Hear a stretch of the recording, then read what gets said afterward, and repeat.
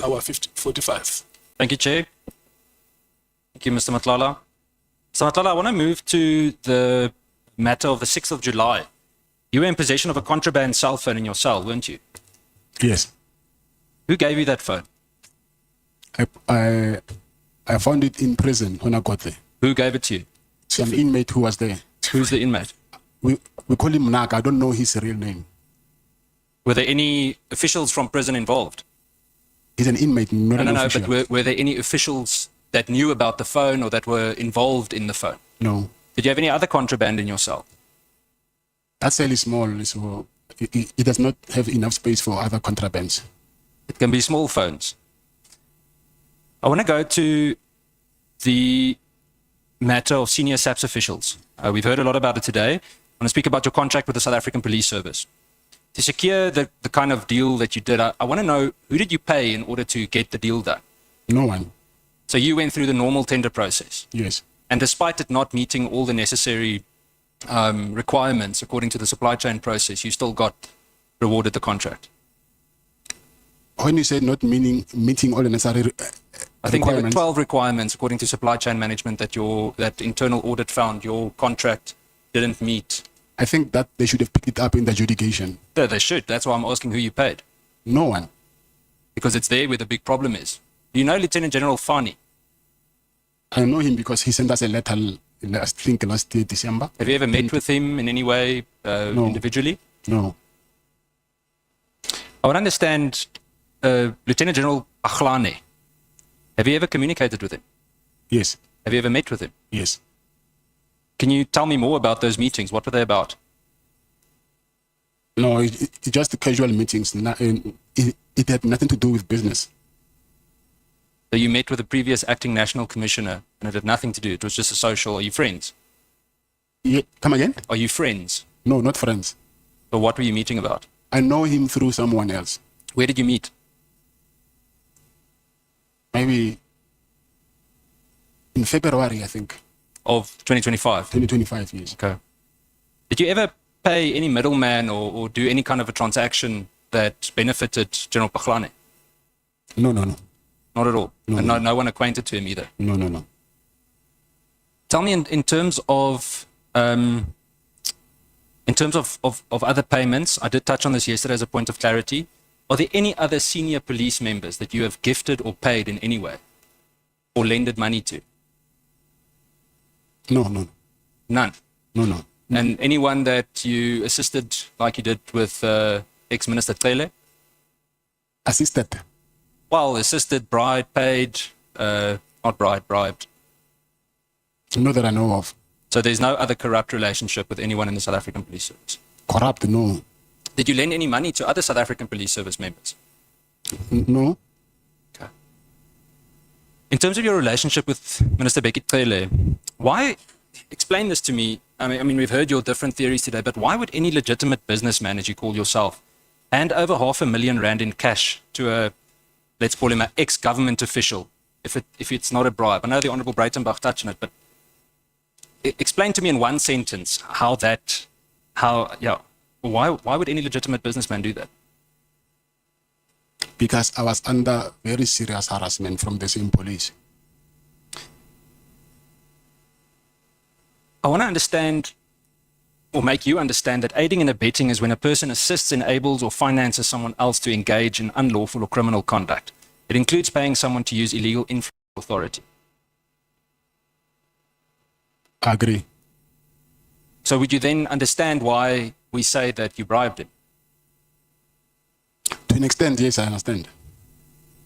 Based on that specific definition and based on what you've told us so far,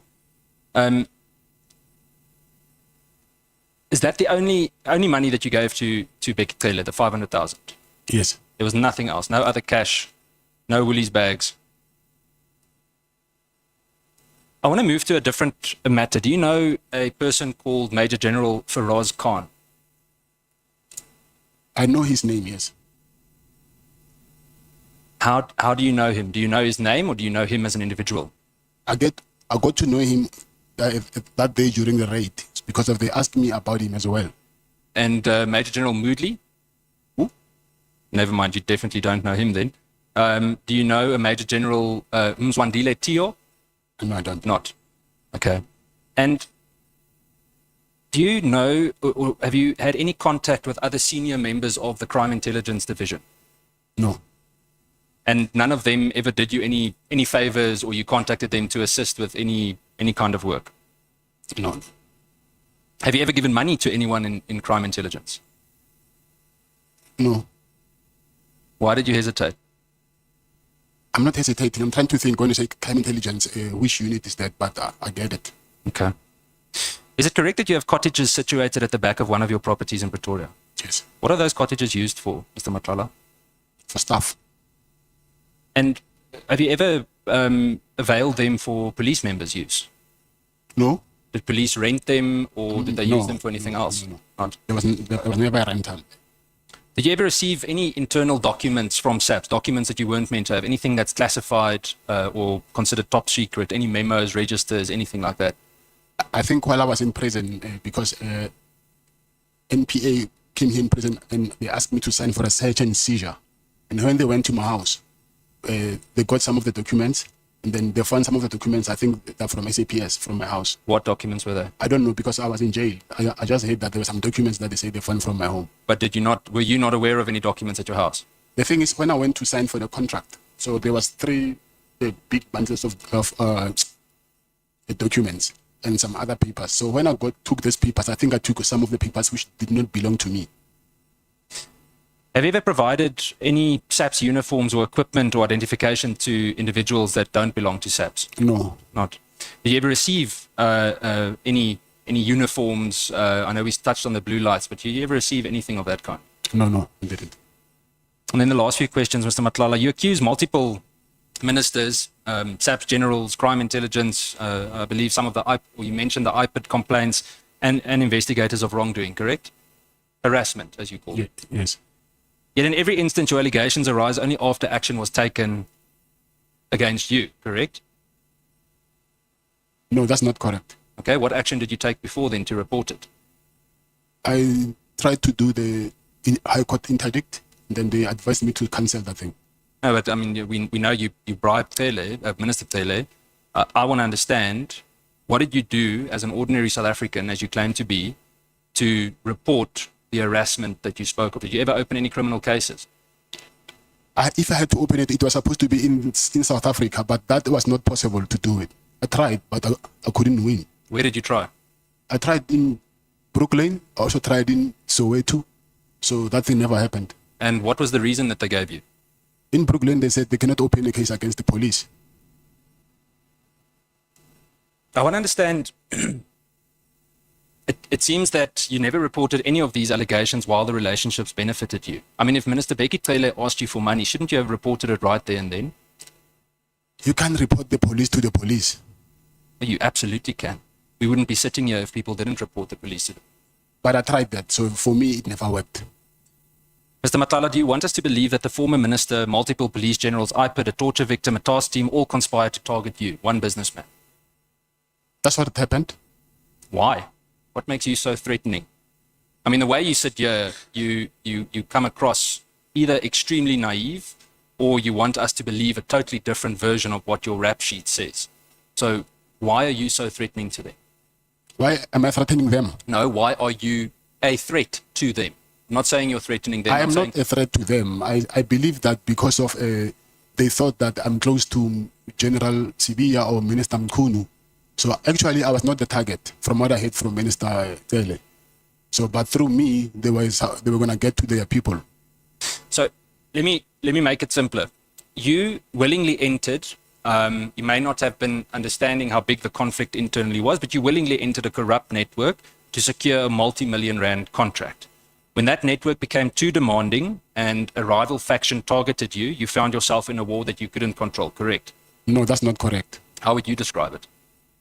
I never bribed anyone to get my contract. You bribed Becky Tele, not maybe for the contract, but to make problems go away. I had to do what I had to do with this Becky Tele issue. And now, to save yourself, you're accusing everyone else of the very corruption you willingly participated in. Isn't that true? Everyone else like who? Becky Tele, Brown Mahotsi, I'm not General Konadi? I'm not accusing anyone. Those are facts.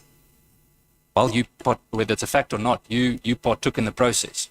Like Honorable Breitenbach explained to you the difference between a corruptor and a corruptee. Yes, I admit that. Mr. Matlala, there's one constant in every strand of this entire web, everything we've heard so far. And it's you.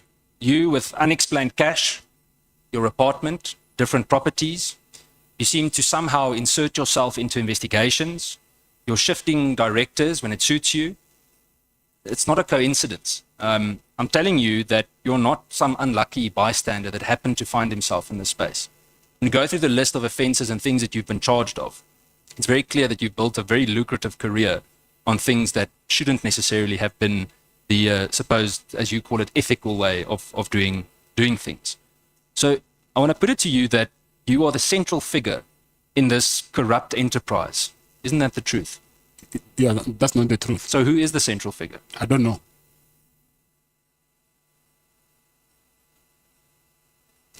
I think, Chair, as a closing statement, I want to emphasize, Mr. Matlala, that you've caused significant damage with your dealings, whether you willingly or unwillingly gave people money and knew or didn't know what they were doing. I said this to General Sibiya, and I'm going to say it to you. The Afrikaans saying, and I know the committee laughs about me repeating it very often, but the saying says, "Meng jou met die semels, dan vleer die varke jou op." And I said it's very ironic that I'm saying it to you today, because I said it to General Sibiya as well. And it means that if you mix with pig feed, then the pigs will eat you up. And that is exactly what you're doing. Thank you, Chair. Good. Any comment? I don't actually I forgot it, but let me just say no for comment. Thank you.